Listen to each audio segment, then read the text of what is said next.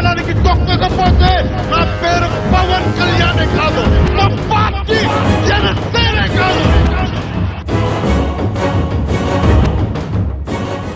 అది 2008 రాష్ట్రంలోని యువతలో ఒక లోతైన నిరాశ, నిరుద్యోగం, అవకాశాల కొరత, నాయకులపై రాజకీయాలపై నమ్మకం కోల్పోయిన సమయం. ఇక గ్రామాల్లో ఆరోగ్య సమస్యలు, త్రాగునీటి ఇబ్బందులు, నల్గొండ ప్రాంతంలో ఫ్లోరోసిస్తో ప్రతిరోజు నలిగిపోతున్న కుటుంబాలు, భూగర్భ జలాల్లో కలిసిన ఫ్లోరైడ్ మనుషులను నెమ్మదిగా పీల్చి పిప్పి చేస్తుంది. పసిపిల్లల ఎముకలు వంకరపోయాయి. నడవలేని నిస్సహాయత ఆ కుటుంబాలకు నిద్ర లేకుండా చేస్తుంది. ఈ సమస్యలు ప్రసార మాధ్యమాలలో కానీ, వేదికలపై కానీ లేవు. కేవలం ప్రజల జీవితాలలో మాత్రమే ఉన్నాయి.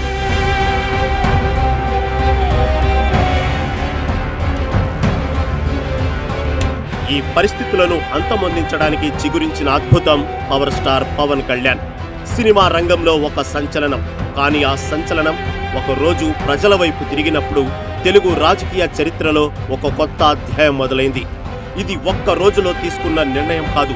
సాటి మనిషి కన్నీళ్లు చూసి తనలోని ఆవేశం కంచెలు తెంచుకొని ఒక వ్యక్తి తన జీవిత దిశనే మార్చుకున్న క్షణం.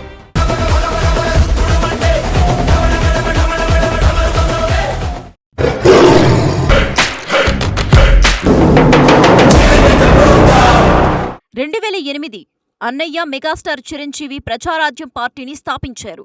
ఆ సంచలనం మధ్య వెలుగులోకి వచ్చింది యువరాజ్యం. ఆ యువజన విభాగం పగ్గాలు చేపట్టింది ఎవరు?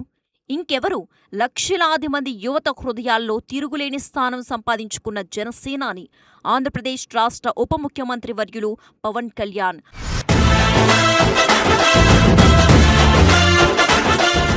అప్పుడు అది కేవలం ఒక పదవి కాదు, కోట్లాది మంది ఆశలకు, ఆశయాలకు నాంది పలికిన శుభ సందర్భం అది. యువరాజ్యం అధ్యక్షుడిగా పవన్ కళ్యాణ్ తొలిసారిగా రాజకీయ ప్రచారంలో పాల్గొన్నారు. ఆయన రాజకీయ ప్రచారం అప్పటికే ఉన్న రాజకీయ సమీకరణాలు ఒక్కసారిగా మార్చేసింది.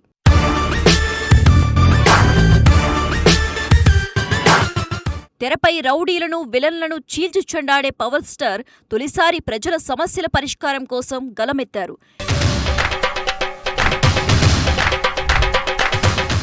యువతలో అలుముకున్న నిరాశను, నిస్పృహను పోగొట్టి వారిలో ఒక కొత్త ఆశను, ఆత్మవిశ్వాసాన్ని నింపటానికి ఆయన ప్రయత్నించారు.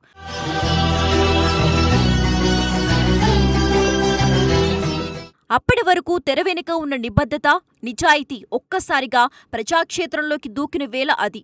ఒక నాయకుడు పుట్టాడు కాదు, ఒక భావాజాలం ఉద్భవించిందని చెప్పాలి.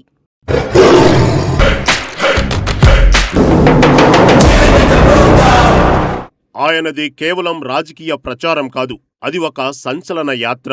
యువరాజ్యం అధ్యక్షుడుగా ఆయన చేసిన పర్యటనలు, ముఖ్యంగా అత్యంత దుర్భర పరిస్థితుల్లో ఉన్న ప్రజల దగ్గరకు వెళ్లడం ఆ ప్రయాణంలో ఒక మైలురాయి.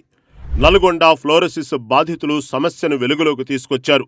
సమస్యను చూసి చలించడం కాదు, పరిష్కారం కోసం పోరాడాలి అని ఆయన నిశ్చయించుకున్నారు.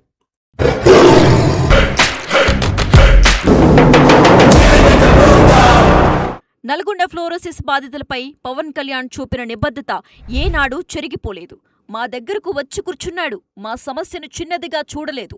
పరిష్కారం ఆలస్యమైనా సరే మాకు అండగా ఎవరో ఉన్నారన్న నమ్మకం వచ్చింది అంటున్న ఆ బాధితుల మాటల్లో ఎంతో ఉపశమనం కనిపిస్తోంది. ఇలా అధికారం కోసం కాకుండా బాధ్యత కోసం పోరాడాలన్న ఆయన తత్వం ఆనాడే స్పష్టమైంది. ఇది ఆయనలోని మానవత్వాన్ని, సామాజిక నిబద్ధతను తెలియజేస్తోంది.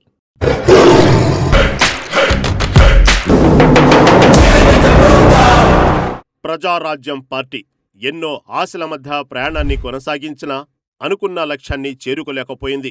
అప్పటి రాజకీయ పరిణామాల మధ్య పవన్ కళ్యాణ్ కొంతకాలం రాజకీయాల నుంచి విరామం తీసుకుని మళ్లీ వెండితెరపై తన విశ్వరూపం చూపించారు. ఎక్కడ నెగ్గాలో కాదు, ఎక్కడ తగ్గాలో తెలిసినవాడే నిజంగా గొప్పవాడు.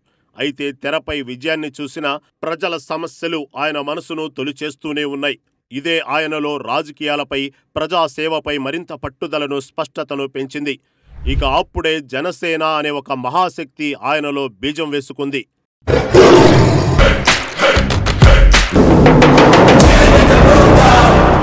అది 2014. యువరాజ్యం నుంచి జనసేన వరకు సాగిన ఆయన పయనం ఒక కొత్త రాజకీయ శకానికి నాంది పలికింది.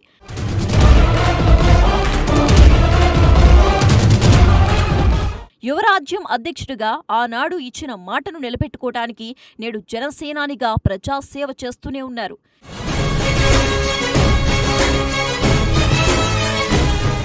జనసేన అనేది కేవలం పార్టీ పేరు మాత్రమే కాదు, అదొక భావజాలం.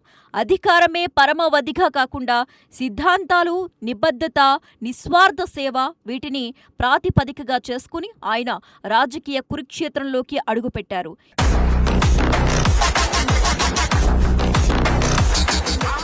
ఎక్కడ నెగ్గాలో కాదు, ఎక్కడ తగ్గాలో తెలిసిన వాడే గొప్పవాడు అన్నట్టు అధికారం లేకపోయినా ప్రజా సమస్యలపై పోరాటం చేయటంలో ఆయన ఏనాడూ తగ్గలేదు. సినిమా గ్లామర్ను వదిలి ప్రజల కోసం కష్టాల బాటనే సాగారు.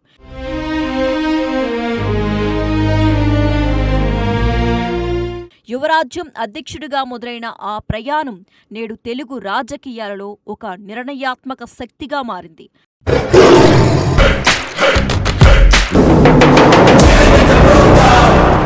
అనేక అవమానాలు, విమర్శలు ఎదురైనా తన పంతా మార్చుకోలేదు.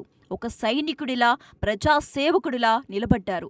సాంప్రదాయ రాజకీయాలతో విసిగిపోయిన యువతకు కొత్త తరహా రాజకీయ వేదికగా జనసేనను తీసుకొచ్చారు.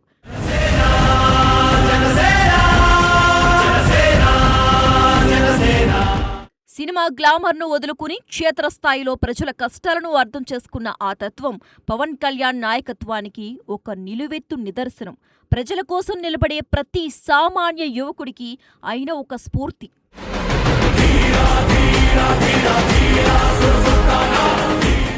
అందుకే ఆయన రాజకీయ పంతా ఎప్పటికీ ఒక ప్రభంజనమే.